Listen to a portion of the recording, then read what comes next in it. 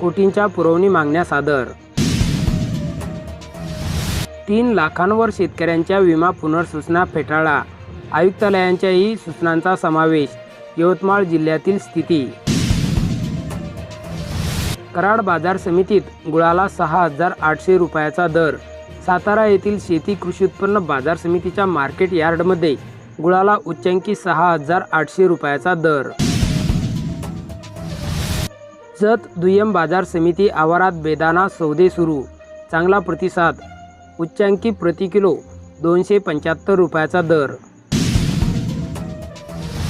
PM किसान योजनेच्या 16व्या हप्त्याचे वितरण सुरू. पीएम किसान मोदींच्या हस्ते यवतमाळमधून कार्यक्रमाला प्रारंभ. शेतकऱ्यांच्या खात्यात पैसे जमा. सावकारीच्या विळख्यात अडकले 63,000 शेतकरी. अमरावती जिल्ह्यात मागील 9 महिन्यात वाढले कर्जदार.